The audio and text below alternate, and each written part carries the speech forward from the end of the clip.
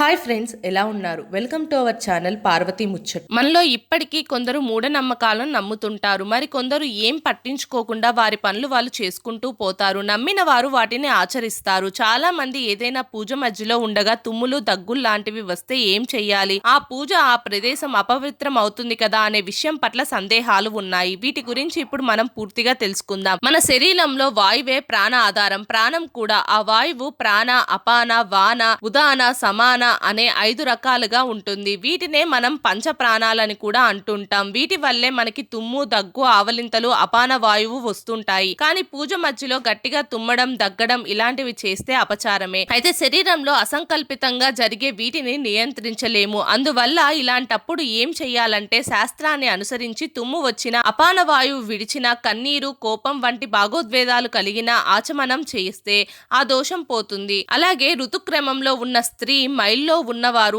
ఆచమనం చేసి కుడి చేత్తోని కుడి చెవిని తాకాలి. ఇలా చేస్తే దోషం పోతుంది. మా వీడియోస్ కనుక మీకు నచ్చినట్టయితే మా ఛానల్ని లైక్ చేయండి, షేర్ చేయండి, అలాగే సబ్స్క్రైబ్ చేసుకోవడం మాత్రం అస్సలు మర్చిపోకండి. మరిన్ని ఇలాంటి వీడియోస్ కోసం మా ఛానల్ని ఫాలో అవ్వండి.